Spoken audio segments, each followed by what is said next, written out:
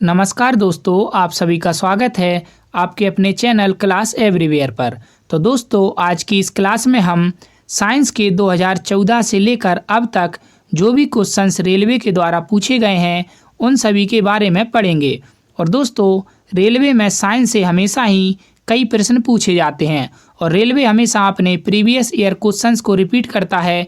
तो क्लास आपके लिए बहुत ही ज़्यादा इम्पोर्टेंट रहने वाली है, खासकर आरआरबी, एनटीपीसी, एएलपी और टेक्नीशियन, आरपीएफ और ग्रुप डी के लिए। तो रेलवे के लिए यह क्लास बहुत ही ज़्यादा इम्पोर्टेंट रहेगी और रेलवे के जो 2024-25 में एग्ज़ाम होने वाले हैं उनमें इस क्लास से ज़रूर क्वेश्चन पूछे जाएंगे। तो यह हमारी सीरीज़ की चौथी क्लास है और इससे पहले मैं 3 क्लासेस करा चुका हूँ और प्रत्येक क्लास में मैं लगभग 50 रेलवे के प्रीवियस ईयर साइंस के क्वेश्चंस कराता हूँ। तो दोस्तों, आप हमारी वीडियो को देखते हैं लेकिन हमारे चैनल को सब्सक्राइब नहीं करते, तो चैनल को सब्सक्राइब करके हमारे साथ जरूर जुड़ जाइए। मैं रेलवे के लिए इम्पोर्टेंट साइंस के क्वेश्चंस की सीरीज ऐसे ही लाता रहूँगा। तो चलिए आज की क्लास की शुरुआत करते हैं। तो चलिए दोस्तों, सबसे पहले हम आरआरबी एनटीपीसी के 2 अप्रैल 2016 के सेकेंड शिफ्ट के साइंस के प्रीवियस ईयर क्वेश्चंस देखते हैं। तो पहला प्रश्न है, एक लाइट बल्ब का फिलामेंट किससे बना होता है? तो एक लाइट बल्ब का जो फिलामेंट होता है वह टंगस्टन से बना होता है। अगला प्रश्न देखें, तो वह एकमात्र अधातु कौन सी है जो कमरे के तापमान पर द्रव में बदल जाती है? तो वह एकमात्र अधातु जो सामान्य कमरे के तापमान पर द्रव अवस्था में बदल जाती है तो वो है ब्रोमीन। अगला प्रश्न देखें, तो हाइड्रा, मूंगा और स्पंज जीव किसके द्वारा प्रजनन करता है? तो हाइड्रा, मूंगा या कोरल और स्पंज जीव जो है यह मुकुलन एंडिंग के माध्यम से प्रजनन करता है। अगला प्रश्न देखें, तो CHO को किस रूप में भी जाना जाता है? तो CHO को चीनी के रूप में भी जाना जाता है। अगला प्रश्न देखें, तो भारतीय अंतरिक्ष कार्यक्रम के जनक कौन हैं? तो भारतीय अंतरिक्ष कार्यक्रम के जनक हैं डॉक्टर विक्रम ए साराभाई। अगला प्रश्न देखें, तो 1928 ईस्वी में अलेक्जेंडर फ्लेमिंग द्वारा खोजी गई पहली एंटीबायोटिक कौन सी थी? तो 1928 में अलेक्जेंडर फ्लेमिंग के द्वारा खोजी गई पहली एंटीबायोटिक थी पेनिसिलिन। अगला प्रश्न देखें, तो सन 1902 में पहली बार बड़े पैमाने पर विद्युतीय एयर कंडीशनिंग का आविष्कार और इसका प्रयोग किसके द्वारा किया गया था? तो 1902 में पहली बार विद्युतीय एयर कंडीशनिंग का आविष्कार और प्रयोग किसके द्वारा किया गया था? विलिस कैरियर के द्वारा। तो चलिए दोस्तों, इसके बाद हम आरआरबी एनटीपीसी के CBT 1 के 2 अप्रैल 2016 के सेकेंड शिफ्ट के साइंस के क्वेश्चंस देखते हैं। तो पहला प्रश्न है, यदि एक पदार्थ का pH मान 7 से कम होता है तो इसे क्या माना जाएगा? तो यदि किसी पदार्थ का जो pH मान होता है वह 7 से कम हो जाता है तो उसे हम एसिड या तेजाब कहते हैं। अगला प्रश्न देखें, तो ठोस आयोडीन का रंग कैसा होता है? तो ठोस आयोडीन का रंग बैंगनी भूरे से थोड़ा काला होता है। अगला प्रश्न देखें, तो 2013 में स्टेम सेल की मदद से पहला मानव लीवर किस देश ने विकसित किया था?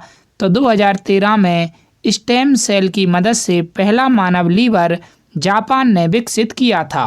अगला प्रश्न देखें, तो लुप्तप्राय या दुर्लभ प्रजातियों की सुरक्षा एवं संरक्षण के लिए उन्हें उनके प्राकृतिक निवास से किसी दूसरे व्यवस्था क्षेत्रों में ले जाने को क्या कहा जाता है?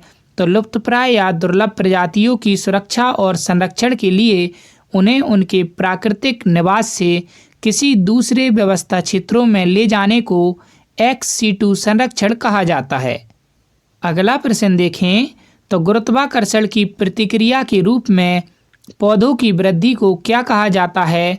तो गुरुत्वाकर्षण की प्रतिक्रिया के रूप में पौधों की वृद्धि को जियोट्रोपिज्म कहा जाता है। अगला प्रश्न देखें, तो 1831 में विद्युत का प्रौद्योगिकी के क्षेत्र में उपयोग तब व्यवहार हो गया जब किसने विद्युत डायनामो की खोज की? तो 1831 में विद्युत का प्रौद्योगिकी के क्षेत्र में उपयोग तब व्यवहार हो गया जब माइकल फैराडे ने विद्युत डायनामो की खोज की। अगला प्रश्न देखें, तो जब एक वस्तु ऊपर की ओर फेंके जाने पर अपने शीर्ष पर पहुंचती है तो इसका क्या होता है? तो जब एक वस्तु ऊपर की ओर फेंके जाने पर अपने शीर्ष पर पहुंचती है तो इसका वेग शून्य होता है और इसका त्वरण लगभग 10 मीटर पर सेकंड होता है। अगला प्रश्न देखें, तो हवा में मौजूद गैसों में से कौन सी गैस पीतल के मलिनीकरण के लिए जिम्मेदार है? तो हवा में मौजूद गैसों में से हाइड्रोजन सल्फाइड गैस पीतल के मलिनीकरण के लिए जिम्मेदार है। तो चलिए दोस्तों, अब हम आरआरबी एनटीपीसी के सीबीटी 1 के 3 अप्रैल 2016 के फर्स्ट शिफ्ट के क्वेश्चंस देखते हैं। तो पहला प्रश्न है, कौन सा विटामिन रक्त के थक्के बनाने में महत्वपूर्ण भूमिका निभाते हैं? तो कौन सा विटामिन रक्त का थक्का बनाने में महत्वपूर्ण भूमिका निभाता है? तो विटामिन B12 और विटामिन के। अगला प्रश्न देखें, तो जनवरी 1610 में गैलीलियो गैलीली द्वारा की गई खोज में गैलीलियन के चंद्रमाओं की संख्या कितनी है? तो जनवरी 1610 में गैलीलियो द्वारा खोजी गई गैलीलियन के चंद्रमाओं की संख्या है 4। अगला प्रश्न देखें, तो 0 डिग्री सेंटीग्रेड कितने डिग्री फ़ारेनहाइट के बराबर होता है? तो 0 डिग्री सेंटीग्रेड या 0 डिग्री सेंटीग्रेड -32 डिग्री फ़ारेनहाइट के बराबर होता है।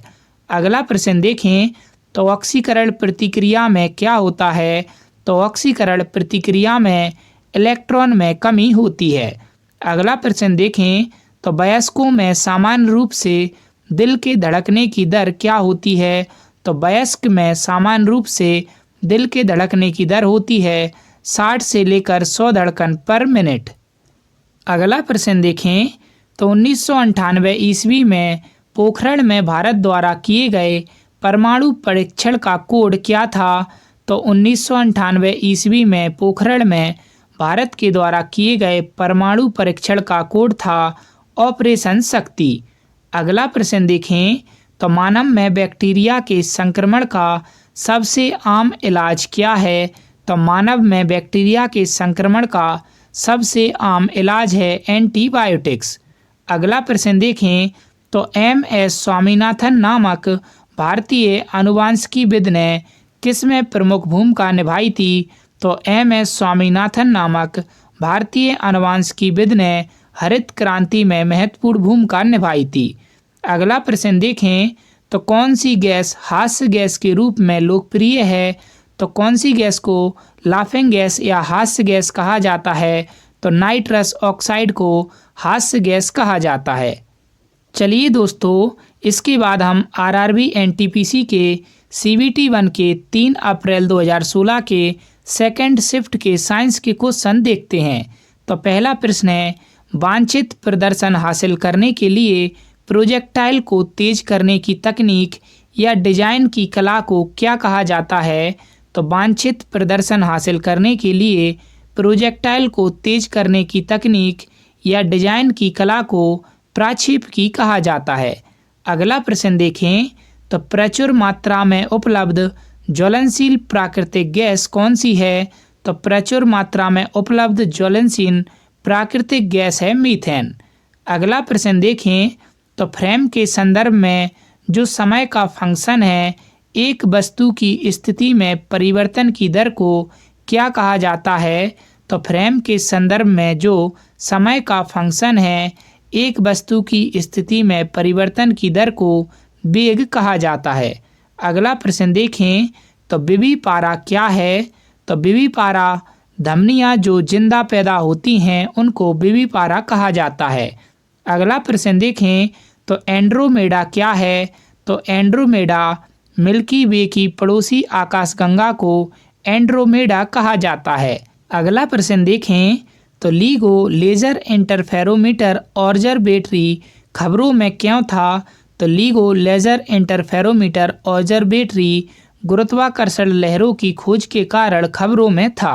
अगला प्रश्न देखें, तो C2H2 क्या है? तो C2H2 को कहा जाता है बेंजीन। अगला प्रश्न देखें, तो ओनेरियोलॉजी किसका अध्ययन है? तो ओनेरियोलॉजी स्वप्न का अध्ययन है। अगला प्रश्न देखें, तो हाइड्रोजन, हीलियम और अन्य आयनित गैसों के तारे के बीच धूल के बादल को क्या कहा जाता है? तो हाइड्रोजन, हीलियम और अन्य आयनित गैसों के तारे के बीच धूल के बादल को नेब्यूला कहा जाता है। अगला प्रश्न देखें, तो किस पौधे का वैज्ञानिक नाम सोलेनम ट्यूबरोसम है? तो किस पौधे का नाम है सोलेनम ट्यूबरोसम? तो आलू के पौधे का वैज्ञानिक नाम है सोलेनम ट्यूबरोसम। अगला प्रश्न देखें, तो एक वस्तु पर गुरुत्वाकर्षण बल को क्या कहा जाता है? तो किसी भी वस्तु पर गुरुत्वाकर्षण बल को कहा जाता है वजन। तो चलिए दोस्तों, इसके बाद हम आरआरबी एनटीपीसी के सीबीटी 1 के 3 अप्रैल 2016 के थर्ड शिफ्ट के क्वेश्चंस देखते हैं। तो पहला क्वेश्चन है, मार्स गैस के प्रमुख घटक क्या हैं? तो मार्स गैस का जो प्रमुख घटक है वो है मीथेन। अगला प्रश्न देखें, तो मानव त्वचा की औसत मोटाई कितनी है? तो मानव की जो त्वचा होती है उसकी औसत मोटाई 1.2 मिलीमीटर होती है। अगला प्रश्न देखें, तो अल्फ्रेड नोबेल नोबेल पुरस्कार की स्थापना करने वाले अल्फ्रेड नोबेल ने किस चीज़ का आविष्कार किया था? तो नोबेल पुरस्कार की स्थापना करने वाले अल्फ्रेड नोबेल ने डायनामाइट की खोज की थी। अगला प्रश्न देखें, तो वर्ल्ड वाइड वेब का आविष्कार किसके द्वारा किया गया था? तो वर्ल्ड वाइड वेब WWW का आविष्कार किया गया था टिम बर्नर्स-ली के द्वारा। अगला प्रश्न देखें, तो जब वस्तु को डैश पर रखा जाता है तो अभिसरण लेंस में कोई भी प्रतिबिंब नहीं बनेगा। तो जब वस्तु को फोकस बिंदु पर रखा जाता है तो अभिसरण लेंस में कोई भी प्रतिबिंब नहीं बनेगा। अगला प्रश्न देखें, तो चंद्रमा की सतह पर चलने वाला प्रथम मानव चालित वाहन कौन था? तो चंद्रमा की सतह पर चलने वाला प्रथम मानव चालित वाहन था लूनर रोवर। अगला प्रश्न देखें, तो वह पहला तत्व कौन सा है जिसकी रासायनिक खोज हनिंगब्रांड द्वारा की गई थी? तो वह पहला तत्व फास्फोरस है जिसकी खोज हनिंगब्रांड द्वारा की गई थी। अगला प्रश्न देखें, तो उपग्रहों की IRS श्रृंखला का प्रक्षेपण किसके लिए किया गया था? तो उपग्रहों की IRS श्रृंखला का प्रक्षेपण सुदूर संवेदन के लिए किया गया था। अगला प्रश्न देखें, तो चिकित्सा के क्षेत्र में पहला नोबेल पुरस्कार 1901 में किसके टीके की खोज के लिए दिया गया था? तो चिकित्सा के क्षेत्र में पहला नोबेल पुरस्कार 1901 में डिप्थीरिया के टीके की खोज के लिए दिया गया था। अगला प्रश्न देखें, तो किस विद्युत चुंबकीय तरंग की तरंगदैर्घ्य सबसे कम होती है? तो गामा किरण विद्युत चुंबकीय तरंग की तरंगदैर्घ्य सबसे कम होती है। तो गामा किरण जो है यह एक विद्युत चुंबकीय तरंग है। अगला प्रश्न देखें, तो जब आप एक परमाणु के न्यूट्रॉनों की संख्या को बदल देते हैं तो इसका बदल जाता है। तो जब आप एक परमाणु के न्यूट्रॉनों की संख्या को बदल देते हैं तो इसका समस्थानिक या आइसोटॉप बदल जाता है। तो दोस्तों, यहाँ पर मैंने लगभग 50 साइंस के रेलवे में पूछे गए प्रीवियस ईयर क्वेश्चंस कराए हैं और इसी तरह मैं प्रत्येक क्लास में 50 साइंस के रेलवे में पूछे गए प्रीवियस ईयर क्वेश्चंस कवर कराता हूं और रेलवे हमेशा प्रीवियस ईयर क्वेश्चन से अपने एग्जाम में क्वेश्चन पूछता है। तो वीडियो आपके लिए बहुत ही ज़्यादा इम्पोर्टेंट रहने वाली है और इसी तरीके से मैं लगभग 1000 से लेकर 1500 साइंस के रेलवे में पूछे गए प्रीवियस ईयर क्वेश्चन कवर कराऊंगा।